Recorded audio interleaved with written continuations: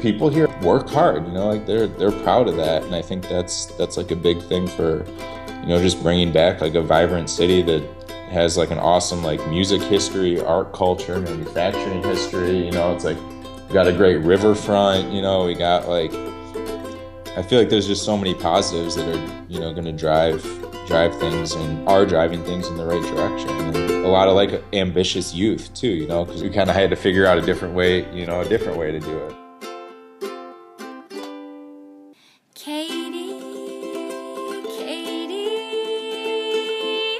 Let it out with Katie. Let it out with Katie Dalebout, enthusiast and curator of people and ideas you need to hear.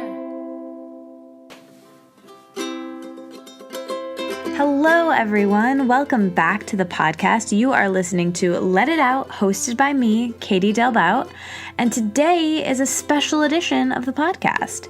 If you listen frequently, you know the podcast usually comes out on Wednesdays, but today is not a Wednesday. It's a bonus episode because this is a episode in my mini-series, Highlight Detroit, where I do just that. I highlight cool people in the city that I live right now. So they are entrepreneurs, they are artists, they are cool people who have become my friends, like today's guest, my new friend Richard, who you're going to hear all about. He's an amazing furniture designer and really cool, kind person who I serendipitously met in his studio a couple months ago. And then a few months after that, this summer, we recorded this really interesting, fun conversation that's shorter than some of my episodes. It's just a normal amount of time. Anyway, it's a great episode, and you're about to hear that in just a moment. That's really all I have to say. I'm recording this very late at night, so I sound kind of woozy, but I love you guys. Thank you so much for listening to the podcast. If you want to support the podcast so I can keep doing it, here's how you can do that. You can share it with a friend. If you like it, if it makes you feel less alone, if you find it interesting, if you find it entertaining, share it with somebody else who might also want it for their commute or for their, walk or something. Share it. Also, you can leave a review on iTunes. That is a huge high five to the podcast. Also, subscribing really helps it out a ton. And I already mentioned sharing. You can join the Facebook group. I love the Facebook group. I spend way too much time in there. You guys are just really cool to hang out with. And that's really all I have to say. If you want to donate, you can also donate to the show. You can shop through the Amazon link. That's a way to support the show without having to spend any extra money than you would normally be spending on Amazon. That will all be in the show notes. And also the link to check out Richard's amazing furniture is in the show notes as well. So be sure to check him out. Enjoy this conversation, and I will see you in the next episode.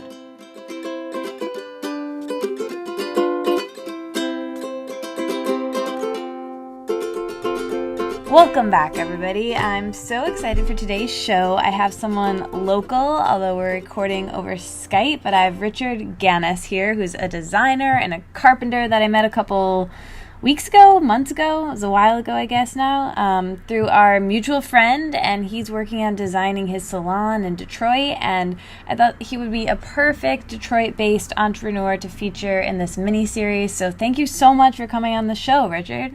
Of course, thanks for having me. Yeah, this is going to be a blast. So I remember when I met you at your studio, you were working on a bunch of cool things, and I got to talk to you a little bit, but I was hoping that we could zoom the lens back and you could talk about how you got your start. And I want to know, were you always into building and designing things? How did you decide that this was something you wanted to pursue? Yeah, so I guess, growing up, it was always like building, whether it was Connects, Legos. There's a woods by my parents' place, and I used to just go in there to build tree forts. And then once I was done building the tree fort, I would just want to go to the next tree to like just build, another tree fort. Cool. So, I guess early on I've always been into, building things. And, my mom's side the family is kind of more like fine arts and things like that. They're very into that. Then, my father's side of the family, my my dad's a builder, and my grandfather was a bricklayer and things like that. So I guess it was kind of surrounded by creativity, growing up from all sides of the family. So.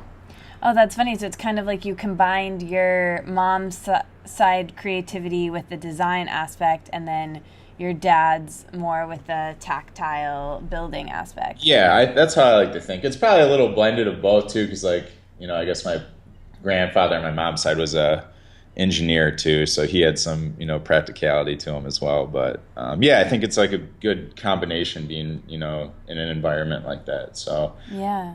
And I went to I ended up going to Wayne State. I thought I wanted to do engineering at first, and started talking to a good friend of mine, and he was like, yeah, my brother does this thing called industrial design, and it's it's kind of, there's a little bit of engineering involved, but it's more just drawing and designing and things like that. And I was like, oh shit, you can get paid to do that, so I switched from engineering at Wayne State after my first year to the industrial design program, and it was more focused on product design and furniture design there, and just working in the wood shop there.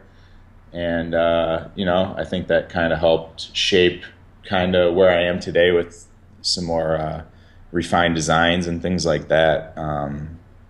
So when I graduated, there wasn't a whole lot of work either. So I worked for a construction company for a long time, and then finally found a internship in New York City for a product design development / invention platform called Corky. So I kind of had all my money saved up, and decided to make a run for New York City, and that worked out really well for me. As an internship, and that led to a full-time work where I was doing product design for mass market goods. I would say retailers like Home Depot, Bed Bath & Beyond, Target, cleaning line, electrical stuff. So it was more, mass market consumer goods. And I always really liked that. But I didn't like the kind of, I think it's powerful mass market produced stuff because you can have an influence on a lot of different people. But, I think just the way that stuff starts to be made, and everything's plastic, and it's all budget, and like numbers and what the retailers want and things like that. So it's like you kind of saw a lot of great work get broken down into more retail friendly stuff, which I think is awesome in its own way. But I just wanted something a little more like personal, that represented what I liked, and what people needed, and kind of served like a function for longevity as well. A lot of the stuff we were doing was like throwaway stuff. It's like after 3 years it breaks and you send it to the landfill. So yeah. So is sustainability something that's important to you now that you have your own business? And we'll get back to that, but yeah, it is. I think it's important to just like be environmentally conscious and be sustainable, and making products that, like if we're going to spend a lot of time and energy and, money on something, it should, it's like, I want that to pass down for generations. It's like, I want their great grandkids to be able to hold on to that piece. Yeah. And I think that's like that works well for our environment, and, just, just something to be proud of, I think, with a well-built piece. So does that come up with your design then, that must be something you have to consider if you're trying to create a sustainable piece that can last through generations? Do you really focus on the design being timeless, or how do you work in, making it modern but something that can last? I think I try to focus on the functionality first. It's kind of like a basic, rule of design is like form should follow function. So I think I try to just break it down to, have a great piece that function. It's like I want it to function really well over looks. And then once we get that down, it's like we can kind of I like to let that even dictate the design. Like it should just be very usable and, practical.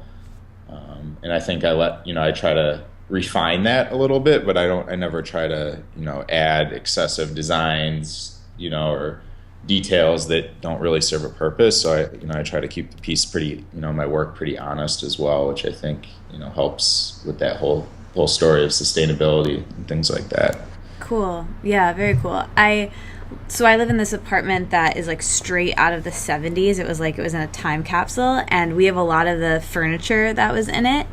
And it's so interesting that a lot of the furniture, because it was well designed in that era, is still really relevant and great now. And I mean, and that's awesome, because there's that craftsmanship and like pride that was taken behind that work, whereas when you start to get to that mass market stuff, it's like they kind of pull all that out just to make numbers, and it's like, yeah, you can get I guess IKEA is a big example. Yeah. Not that their stuff's bad and it serves a function, and it's has its role, but it's it's like that stuff doesn't last you. It's like you get what you pay for. So I think that's always awesome to see. Like you see, even like I just pulled a dresser out of my Yaya's garage, and it was like it's been in there for who knows how long, like getting wet and beat up, and it's like everything still works. It's like it's still open. It's just like a really nice. It's beat up, but it's like this functions. This is this thing's probably 80 years old, and it's been in a garage all its life, and it still works. It's like that's and then it also has meaning. I think that's that means something to me. Like I have this dresser. I'm looking at it right now, and I call it my baby changing table because I think it was like a hand-me-down to my mom, but she always calls it the changing table because it was what she like changed me on when I was a child, but it came with me to college. I have it right now, and every time when I like still call it it's over on my changing table, or it's in the drawers over there, and I have to stop myself and be like, I should probably like stop calling it that, but it still works and it's still great. Right. But that's what's I mean, that's great because you have an emotional attachment to the piece, and that's what I'm trying. That's what I want people to have with my stuff too. It's like there's a story behind it. There's it's like that's what's great about furniture is just your daily interaction and the emotional connection you build with it almost over time. I think that's awesome. And I think like and you would probably know way more about this, but I feel like companies start to try to emulate that because like I was saying with the apartment that we live in and that we inherited a bunch of this really old furniture, and there's this couch like settings, like couch setup thing with like two couches and a table in the middle or whatever. And living room set. That's what I was trying to say. Mm-hmm. And we were looking through a West Elm catalog, and there was like the exact same one.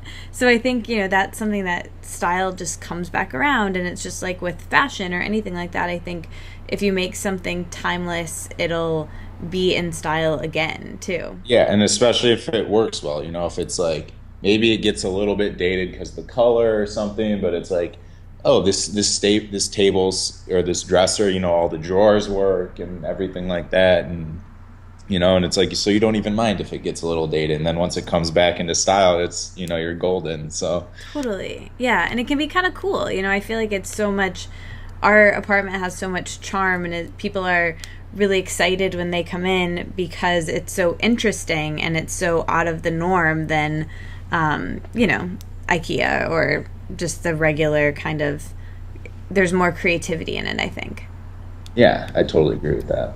Yeah. So, okay, let's go back to your time in New York a little bit. So when you were there, you were designing and learning a lot. It sounds to me like it was sort of like grad school for you, and it was really good for learning with where you are now. Yeah, definitely. I mean, so it was a startup company, and when I started there, it's like there was probably like, around 20 people there, and we were in this little Soho loft, just it was just this crazy hectic kind of workplace where it was just like you just got thrown into the mix. It's like, well, you better learn how to do it or get out of our way. So it's like just being a part of that, like kind of like a new company starting, and that was like really inspiring, and just all the projects we got to work on. It's like working on like engineering files, and then like driving like a U-Haul truck out to Minneapolis to Target's headquarters to pitch their executives on our company. And it was like, oh, okay, I'm going to do design work, I'm going to send files off to the manufacturer, and then I'm going to be involved with these high level sales meetings and things like that. So it was an awesome experience for just all definitely like grad school. Like So I think That's great that it was a startup, because now, moving forward, when you started your own business, you were able for them to wear a lot of hats, and I'm sure now you have to wear a lot of hats. So when did you know that you wanted to start your own thing? When did you know that you wanted to be an entrepreneur? It sounds like you really liked your time there. Maybe there wasn't the creative control that you wanted, but tell me about that. I did really like my time there, and just the work environment and everything like that was awesome. The company got really big too. I think there was like 400 people there when I left, which was great. But and I started doing, I think I got bored. I don't want to say bored, but just kind of pigeonholed, because it was like being involved with everything in the start, and then it's like then you start to have these defined roles. And it was like I wanted to be, I started doing the prototyping facility there more than design work, and I really liked that. I learned a lot, but I think it got to a certain point where it was like, okay, I'm not doing design work, and I'm just like 3D printing stuff and like painting, and it was just kind of getting routine, and I just didn't see myself growing. But I was always doing furniture on the side there, because it was like my shop there more or less, and the owner of the company, Ben Kaufman, was just super supportive of like side projects, and he's like, yeah, dude, if you want to work after hours or on the weekends, use the shop, man. And he bought some furniture off me, and some friends and coworkers out there bought some stuff off me. And he more or less sat me down one day. He was like, I think you're a really good employee, and I hate to lose you, but he's like, you're really good at what furniture and making stuff. And he's like, I think you should start, putting together a business plan and, try to do that. And I was like, yeah. So I started doing that, and just having, I guess meetings and talking more about it. And then they were like opening an office in San Francisco, and they needed a bunch of furniture out there. So he's like, we got work for you, Cool. So I was like, oh crap, this is real. Yeah, it kind of forced you into it. Yeah. And, so it was just, then I started talking about, my wife and my family about it, and they're like, everyone was super supportive. And, I read a couple like entrepreneur books, and like, talked to all my friends that had experience with it. And my old neighbor had a really successful, candle company in Brooklyn. So I feel like that culture out there was just like, in Michigan, people hustle and work hard, and, but in New York, I feel like it's like a different kind of hustle, and it's like people are hustling to make a name for themselves. You have to be able to afford to live there. Yeah, and it's like people are hustling to make a name for themselves too. Whereas in Michigan, it's like, people work hard and hustle and, provide for their family and make money and stuff. But out there, it was about like an image almost, or like I don't want to say an image, but, it's like they were doing it to make a name for themselves. And that was just a huge thing out there too, is like seeing all these people like starting businesses or just doing these creative things. And I was like, I want that, like I want to do my own thing. So I got some big projects lined up, from out there, and it was actually another salon I started working on back here, and I guess the rest is history. Moved back and kind of made a run for it, and it seems to be working out. So yeah, definitely. So I want to pick up on a couple of things you said there. So when did you decide, when you first started the business, you were in New York, when did you decide that you wanted to come back and do it here? Well, when I made the decision to do it full time, it just financially, it made sense. Just the space availability here, the resources here, like just the manufacturing infrastructure that exists in Michigan and Metro Detroit in the Midwest is like invaluable to a small business, especially in modern times. Cause it's like, once the economy took a dump in, what was that? 2009, these small manufacturers, they were like, oh, I can't just make transmissions for GM the rest of my life. We have to like be diverse, so just seeing that and being like, okay, if I need we try to do as much as we can in house, but it's like about utilizing your resources too. So, it's like I can reach out to all these different businesses and vendors, and they're more than happy to work with me. Even if I just want to spend $100, they're like, yeah, dude, they get excited about it too. They're like, well, we can make that for you. So I think that, that was a lot. My family's here, most of my wife's family's here. So it was just, everything kind of just pointed towards Detroit, for what I was trying to do. And I could make a name for myself here too, like I think there's a lot of people doing what I do, all over the world, but, and I could have made it in New York or whatever, but, I think here I could kind of like carve out my own path a little more. Yeah, kind of like a big fish in a small pond situation. I often think about that, about being here as well. Yeah, and, I think, so that was, that's exciting too, because it's like, dude, it's like you can do that, and just the development that's happening in the city and, the suburbs and everything, it's just it's like everything I looked at, it was like, oh, it's all very, very positive. It's like there was not a negative in I guess Detroit and Michigan. So I guess I miss New York. I miss that city, but this is home, so it made a lot of sense. What do you miss most about New York? I think the daily energy, just like walking and like the subway and people everywhere, and it's just like you feed off that. Like I would ride my bike 12 miles to work every day one way, and it's like, or, it's like you're on the subway and there's, just every type of like person and, job. And, it's just, I don't know. It's hard to explain, I guess. It's like, just I think the energy in that city is just awesome. Like you just feed off that, it's like really inspiring to be there. Yeah, I totally feel you on that. I just got back from a trip there for work last week, and I had the same kind of a feeling, and every time I'm like, oh man, I wish I could be there all the time, and I always consider living there, and who knows, maybe I will someday. But then I come back here and I get my feet wet, like with the community that I have here and the people around here, and it's totally different. It's like comparing apples with oranges, which I'm sure you can understand, but it's also really great and awesome here, and I think it just takes a minute to remember that whenever I think about moving, or in your case, miss New York. Yeah, I think part of the thing I miss too is just I was there for 5 years. I kind of like, it was like one of my first steps towards like adulthood. It's like, I paid for an apartment by myself, like I got a job, this and that, made a lot of friends. So I think it's just when you're somewhere that long too, I think it's just tough when you leave, but still try to do, we do quite a bit of work out there still, so I still try to see my friends and stuff like that. So cool. So on the other side of that question, what do you love most about living in Detroit and having your business here? I think, the business wise, I kind of explained it, just moving here, like just, I can make a name for myself. There's a lot of, developing stuff with building and restaurants and apartments and housing and things like that, and the infrastructure, like I said earlier, is awesome. It's like my best friend, and just the space, the affordability, like your space is awesome. Thank you. And I spent a long time there for our friend and guest on this mini-series, Ryan, who everyone knows from his episode. We were there all day long hanging out in your space, so thank you again he for actually was in here today reviewing some stuff, and I got a haircut and stuff like that. Oh, cool. How's the space going?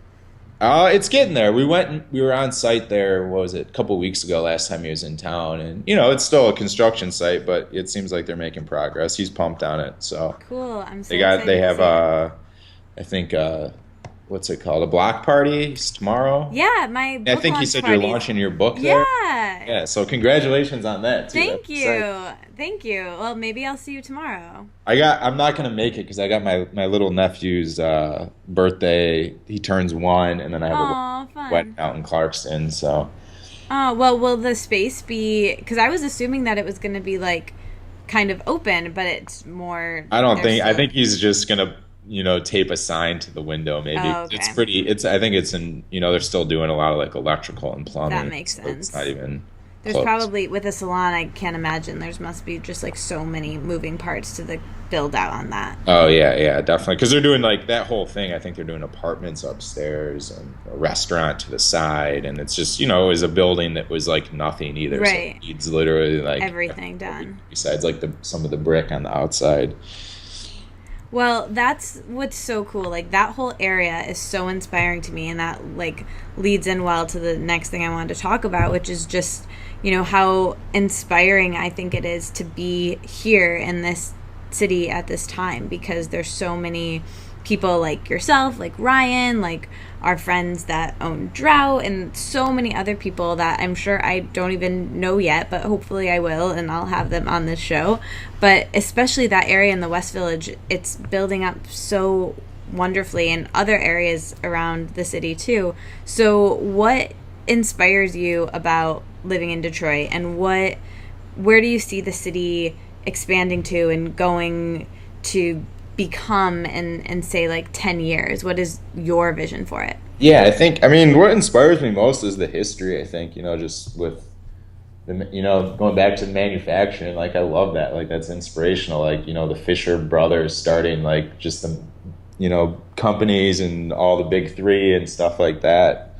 And I think the future, I think it holds that too, it's like, it was kind of like a boom city, and we hit rock bottom, I guess, but I think people are starting to kind of like figure things out again. It was like, I think people got comfortable, they were like living the easy life, and same with the city too. It's like everybody was like easy styling, and then it all goes away because people get greedy. And I guess I don't know, I guess I don't know how to explain details of everything, but I think it's gonna, like for the comeback, it's like people here are strong, like people here are proud, like grit. I think that's like a really powerful thing. It's like all about the people, like even in the rough times here in Metro Detroit, it's like people are still proud and like proud to be here, and like I said too, people here work hard, like they're proud of that, and I think that's like a big thing for just bringing back like a vibrant city that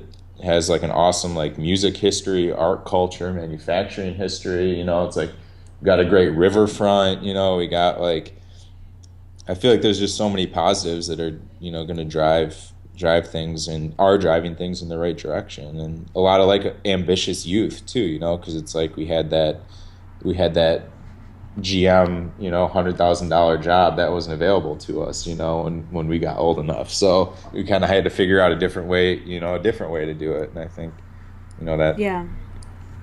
That's I think it's a generational thing. Like I know for me, like my parents, it was all about, like a full-time job with benefits, and entrepreneurship was so foreign, but I think it's so common in our generation and with younger people. In general, I think it's more common and it's more exciting, and maybe we just don't want to settle for something that isn't really awesome. And because we know that there's other options, because we're seeing our peers try different things, and I think when you're in a place that has a lot of people doing that, like you were saying in New York, but I think that kind of culture is coming here, like you were saying you really noticed and were inspired by it in New York, because I'm feeling that here a lot, because I feel like everywhere I turn, a friend of mine is starting something here, doing something cool here, and that's why I started this show, to really showcase that to people who maybe don't live here, that there are actually so many people here doing so many interesting, unique, fascinating, cool things, and the people that I'm having on the show even are all so diverse, from the things that they're doing. And have you kind of found that culture you admired in New York is kind of following you here too? Yeah, I totally agree. It's I mean, I don't know, is it just our generation too? Like I think it's like, like you said earlier, it's like a generational thing. Like people just want something that they're proud of and they can stand behind, and I think that whether that's planning weddings or opening a restaurant or a salon or building things, or opening your own like doctor's clinic or things like that, it's like people yeah, and I think people feed off each other too, like my friends that are doing stuff like that, it's like, oh man, they're doing good, like I need to do this, or I think it's just always really positive to see other people doing it and like making it. So yeah, I think it's interesting. I think it's like what you were talking about, maybe it is because of the economy that those types of jobs weren't even available to us, so we had to get creative and find another way to do it, another way to, have our life path. But then at the same time, we wouldn't have even wanted that type of a corporate job. But if it had been available, maybe we would have not known that we didn't want it and just taken it. Right, because it was easy, you're like, oh, you got this, like, like, why, it's not good, it's not bad, I'm making money, I can enjoy myself. Right. But, yeah, I think you can fall into stuff like that, too, it's like, because that's what you're used to, that's what you're comfortable with, so I think it's always good to mix things up a little bit. Yeah, totally. Okay, so with entrepreneurship, then, there's lots of challenges, I'm sure. So what's the best part of being an entrepreneur, and what are some challenging things, like the worst part maybe? I think the best thing is just like every day, just like walking into my shop, opening the door, and like seeing some awesome, finished work that I've done. Like every piece I do, I feel like it's like, oh, it's better than the last. It's better, it's like, cool. It's just, I think that's really inspiring, and just open up the door every day and like, looking around and being like, this is mine. Like, I'm doing it. I'm proud of that, like I'm, it's like, I want to live on in like infinite, they're like, yeah, Ganas, he's like the furniture guy, like, so I think that's really, just, I'm learning. I love it, like I don't mind putting in the hours, and, it's like, yeah, a pride thing. I think I'm just proud of it, and, the toughest things, are just starting off. I don't know, money, finding good employees. I actually had I got an intern from Wayne State who's really solid, who just started this week, and another kid that's working for me part-time I got last week. And that's been a huge help too, because for a while there, it's just hard to find good help, or maybe even just like learning to hand stuff over to other people as well. Yeah. So that's been a challenge.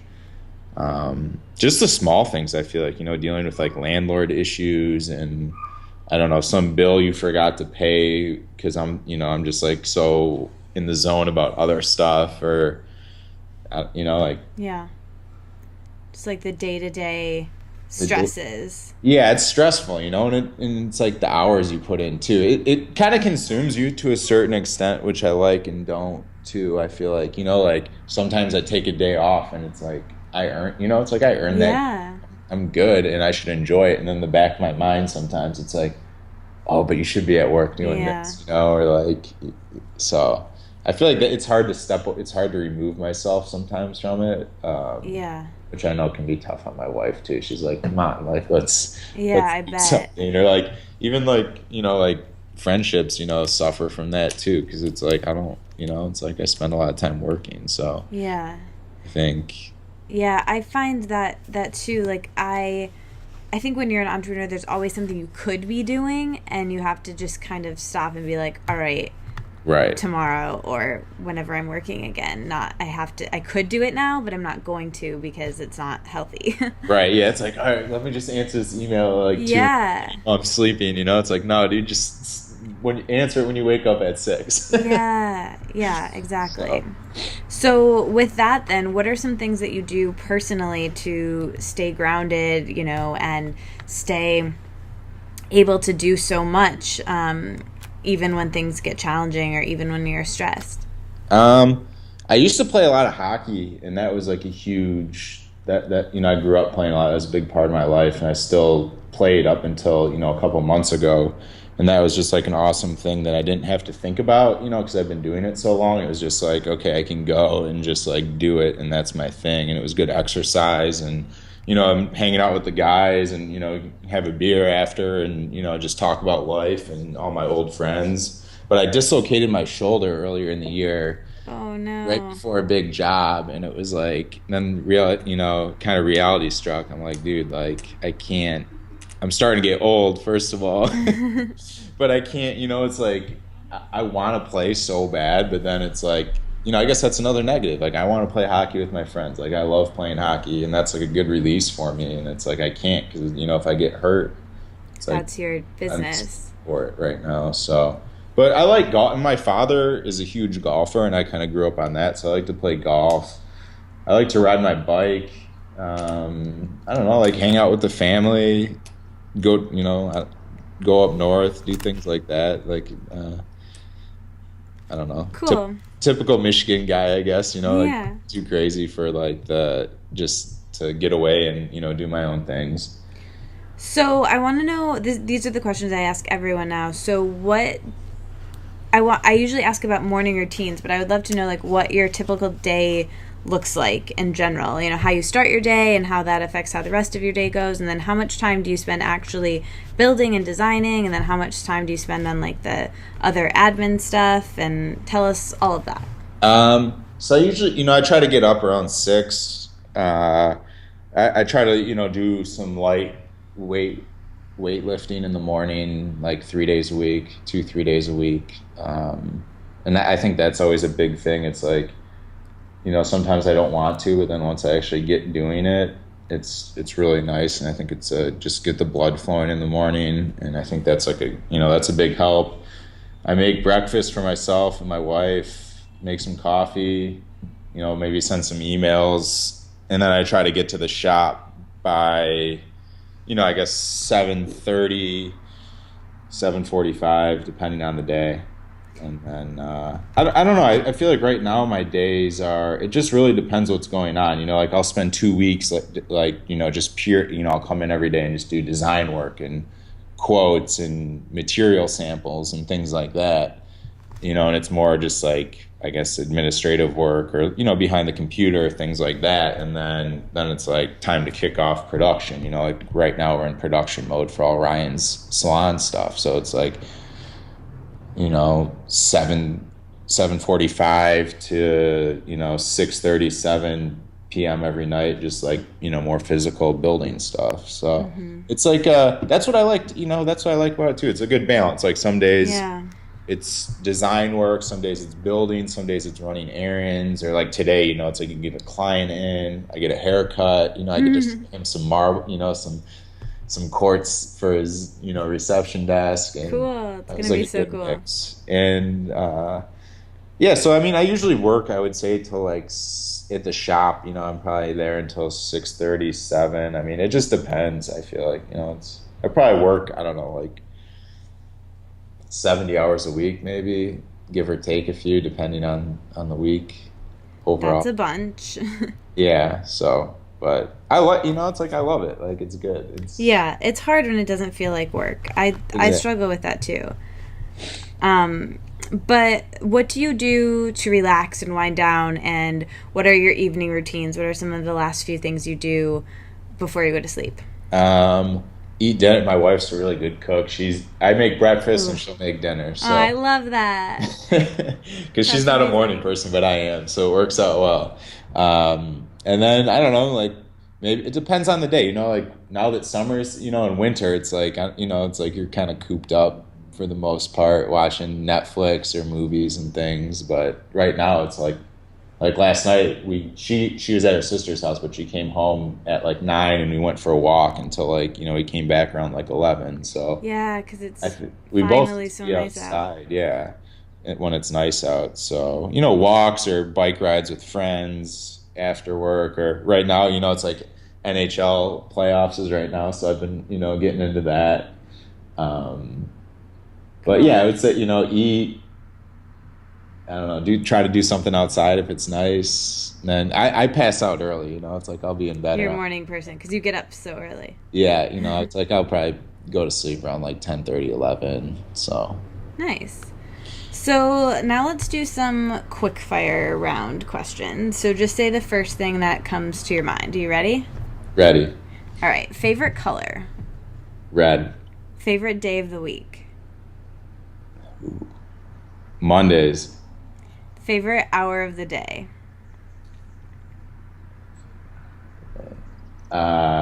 Anytime for mealtime. What's the best thing you've eaten in the last week? Lamb chops for Greek Easter, I guess. What was that? I guess that was 2 weeks ago though, so maybe that doesn't count. But lamb chops, we had spinach pie, everything. Oh, nice. So that was good. What is the superhero power you wish you could have for a day? Oh man, to fly. Nice. Everybody says that. Yeah. For a day, it's like I feel like that'd be the most adventurous and fun. Yeah. Yeah, every once in a while someone throws something else in there, but mostly everyone says to fly. I should maybe like switch up my question. What's the best and worst advice you've ever received? Best advice, just I think my grandfather is like, no, no matter what you do, just outwork everyone. He's like, and you'll end up all right. So that's good. Worst advice, I try not to take bad advice, I guess. I don't know, probably like something stupid in like high school, like I don't know. I I don't know, I can't think of bad advice right now. Good. We don't need it. Yeah. What is something that you're afraid of but you're doing anyway? My business. Starting my own, I guess running my own business. Cool. Being a boss. Yeah. So you're having a dinner party with your wife, and so she's probably cooking at this point. And you can invite 5 people to dinner. Who would you invite? What would you cook or eat? And what do you hope someone turns and asks you about? Like you want to talk about, and what do you hope no one asks you that you just really don't feel like talking about anymore? 5 people. 5 people. And my wife's not included. Man, that's tough.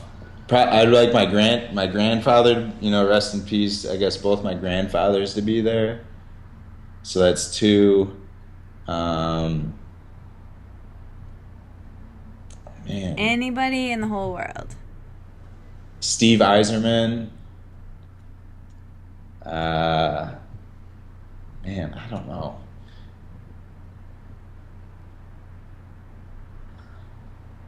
Some of his Albert friends. Kahn and Charles and Ray Eames. How about that?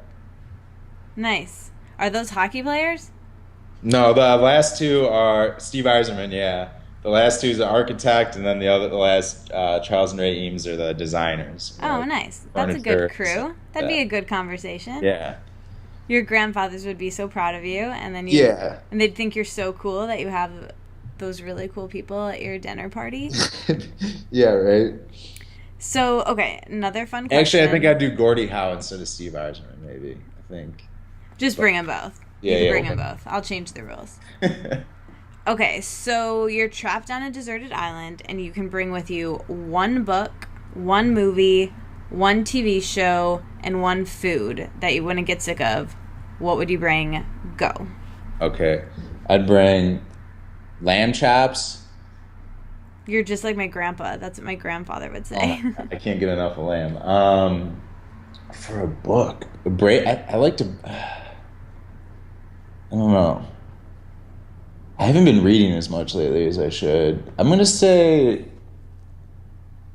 You should listen to audiobooks or podcasts while you work. Or it's probably It's kind of tough loud. to like focus on what I'm doing. Yeah, that makes So sense. then it's like I start getting into this stuff and then I can't focus. So it's like Yeah. I usually just have AM 580 in the background, like playing like oldies. That makes sense. And the stuff you do can be kind of loud, right? Yeah, that's true. So a lot of the machines are running. There's earplugs and stuff. I'm trying to think for a book. I mean, It can be like your favorite book of all time, or one that you think would like keep you really busy on the island. yeah, maybe like what my dad really likes the Lord of the Rings. All right. That's like a series, right? Yeah, it's solid. So how about that? I've never read that either, so that would I haven't probably either. take some time. Good. A movie. We'll go with Slapshot because that's just a classic hockey movie. All right, there you go. That'll be comforting. What about a TV show? TV show. Maybe like I like the Mythbusters.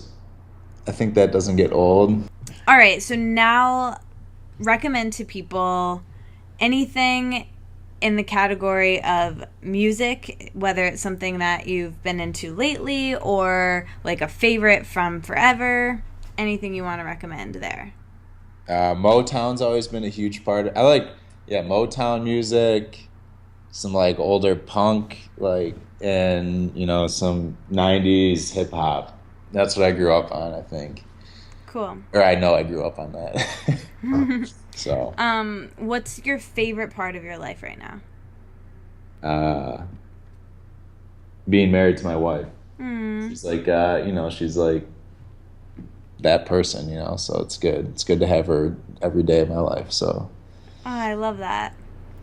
So, final question. What would you say to a young entrepreneur just starting out, unsure, maybe yourself like 5 years ago when you were in New York before you started your business? What would you say to them?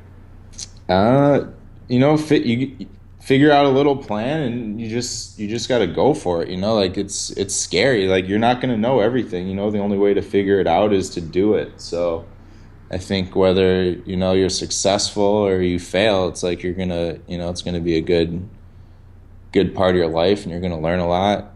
But yeah, I think, you just got to go for it and, make it happen. Don't be afraid to work hard. Well, thank you so much for coming on the show. Anything else that you want to say?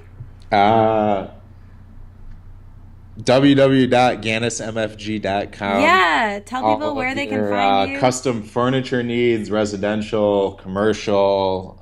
If you just want to come by the shop and say hi, that's cool too. And I don't know, yeah, it was fun. That was a lot of fun. I had a good time today. That was and you're on Instagram. I don't do that a whole lot. You're on Instagram. People can follow you on Instagram. I'll have the links in the show notes. Great. Yeah. And do you have, this is one thing that I forgot to ask you that I'm going to just ask you right now. Do you have a favorite piece of furniture that you designed or that you have? Tell me about that. I just finished up this solid cherry media credenza that turned out beautiful. I just did an office in New York. I don't know. I feel like it's whatever piece I just did. Yeah, because you always feel like you're doing. The cherry credenza is really, really awesome, and I think the first project I ever worked on too, like my big project, it was a 20-foot long executive boardroom table. So that was like, I don't think I really knew what I was in for when they wanted that, but it worked out. We shipped it out to San Francisco, got there in one piece, we installed it, and cool. So that's probably a favorite too, because that kind of started everything. Yeah, it has to be. Oh, that's so cool. Well, like I said, so glad I met you. Thank you so much for coming on the podcast. I'm so excited to see Ryan's place. It's going to be amazing, and it's so cool that it's a collaboration between so many really cool people. So yeah, I'm so glad. It's great. It's like, like you said earlier, it's like the more people you work with and talk to, it's like a great, there's a lot of great people I'm meeting through this, it's like, so it's been an awesome opportunity. I appreciate you having me on. All right, you guys, there you have it. That was my conversation with Richard. Let me know what you thought. Check out his furniture. He is such a nice guy. It's so nice of him to come on the podcast. And I will talk to you guys really soon.